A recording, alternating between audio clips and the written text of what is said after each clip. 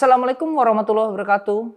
Selamat datang di Tampo, Taman Politik. Gue pengen ngebahas sesuatu yang memang lagi trading, lagi hangat-hangatnya, di mana kita ada partai yang mempunyai slogan perubahan, partai yang menjadi pengusung Anies Baswedan sebagai Capres 2024, dan partai yang dikomandoi oleh Surya Paloh, yaitu Nasional Demokrat. Nasdem ini baru-baru ini sedang ada agak dilema kalau kita bilang. Bagaimana enggak? Akibat dari survei Carta Politika tentang kinerja kabinetnya Bapak Joko Widodo, 61,8% masyarakat menginginkan reshuffle kabinetnya. Yang menarik lagi adalah survei dari Vox Populi yang mengatakan 51% masyarakat Indonesia, rakyat Indonesia senang atas atau kinerja Pak Jokowi atau program-program Pak Jokowi, di mana mungkin masyarakat Indonesia merasakan infrastruktur yang memang digadang-gadang oleh Pak Jokowi berdampak langsung kepada rakyat. Maka dari itu, isu reshuffle ini menjadi pemaksimalan program kerja Pak Jokowi. Dan memang isu reshuffle ini boleh dibilang sebagai kelanjutan program-program Pak Jokowi. 2024 nanti Pak Jokowi sudah nothing tulus, dia tidak punya kepentingan lagi. Tapi satu hal yang menjadi pengganti beliau, dia berharap akan programnya yang belum tercapai bisa dilanjutkan. Contoh IKN, proyek kereta cepat, atau yang lain. Karena apa? Rakyat Indonesia berhak merasakan langsung dari kepemimpinan presiden, program dari pemerintahnya. Mungkin Pak Jokowi juga tidak mau rakyat Indonesia terpecah, maunya membahu-membahu dan memang menjadikan negara Indonesia negara yang maju. Ditambah lagi ada cuitan dari Bapak Jarod Saiful Hidayat selaku Ketua DPP PDI Perjuangan. Partai yang memang menjadi partainya Pak Jokowi mengatakan beberapa menteri layak untuk di reshuffle. Contohnya menteri dari Nasdem. Kita tahu Nasdem mempunyai 3 menteri yang ada di kabinetnya Bapak Joko Widodo. Yang pertama ada Syahrul Yassin Limpo sebagai Menteri Pertanian. Yang kedua ada Siti Nurbaya Bahar sebagai Menteri Lingkungan Hidup dan Kehutanan. Yang ketiga ada Johnny G. Plate sebagai Menkominfo. Tapi yang menjadi isunya adalah Menteri Pertanian dan Menteri Lingkungan Hidup. Bagaimana enggak? Menteri Pertanian mengatakan stok beras di Indonesia itu surplus. Sedangkan di sisi lain ada kebijakan yang membiarkan impor beras ke Indonesia. Jarod mengatakan ini akan merugikan petani. Di mana swasembada pangan untuk Indonesia? Ditambah lagi sebentar lagi musim panen. Apa tidak akan menjadi beban buat petani? Dari situ mulai muncul isu-isu reshuffle kabinet. 2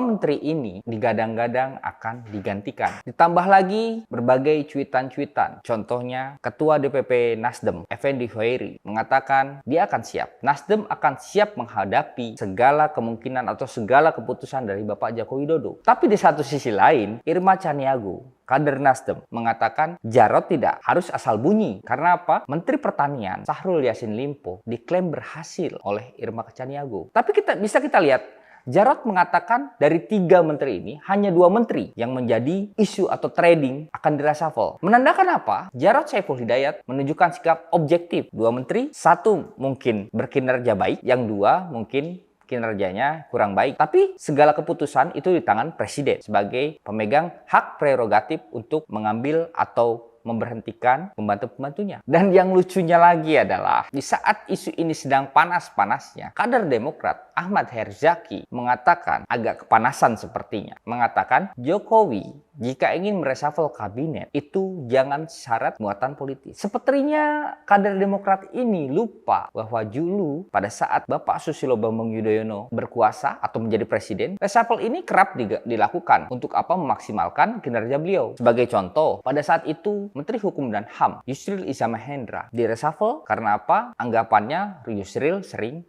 mengajukan judicial review pada Mahkamah Agung. Dan itu membuat apa? Yusril mengatakan SBY sebagai presiden membutuhkan dukungan dari DPR. Sehingga apa? Yusril dianggap sebagai korban. Dan karena memang menimbang-nimbang kekuatan, SBY akhirnya memberhentikan Yusril menjadi pembantunya. Itu salah satu contoh. Reshuffle ini adalah sah.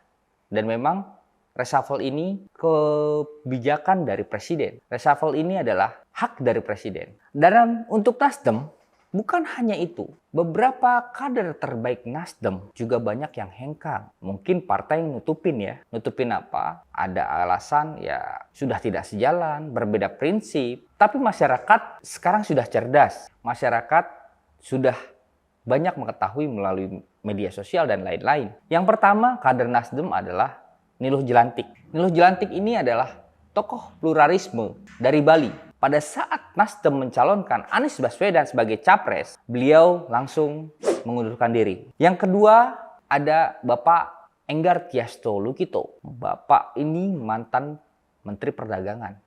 Dia pun mengundurkan diri karena sudah tidak sejalan. Dan yang terbaru ada Bapak Siswono Yudhohusodo. Dia menjabat Dewan Pertimbangan Presiden, mengundurkan diri dari Nasdem karena memang sudah tidak sejalan. Nasdem, perubahan, dan memang sedang ada dilema sepertinya. Dan untuk menteri-menteri yang di Jokowi, menjabat di Jokowi, memang bukan hanya menteri Nasdem saja.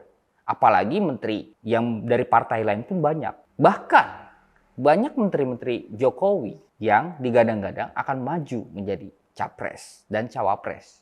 Contohnya, Prabowo Subianto, Menteri Pertahanan, dia dimajukan oleh Partai Gerindra menjadi capres. Ada juga Erlangga Hartarto dari Partai Golkar. Sama juga, dia diusung oleh partainya untuk menjadi capres. Dan ada dua nama terbaru, yaitu Sandiaga Uno dan Erick Thohir. Dua menteri ini digadang-gadang juga akan menjadi cawapres. Menariknya, mereka lepas dari isu itu. Karena mungkin kinerjanya baik dan memang Pak Jokowi masih membutuhkan dia. Ada satu hal lagi. Setelah kemarin ramai diisukan Jenderal Andika masuk menjadi calon cawapres Anies Baswedan, ada isu terbaru lagi bahwa Jenderal Andika digadang-gadang akan menjadi menteri pengganti jika nanti reshuffle. Ini menandakan apa? Menandakan bahwa pemerintah enggan Jenderal Andika yang memang nasionalis bisa diambil dan melekat menjadi bapak politik identitas. Sangat menarik. Nasdem,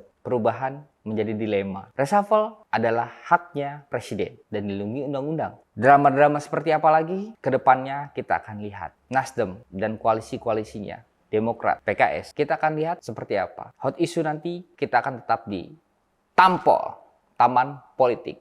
Wassalamualaikum warahmatullahi wabarakatuh.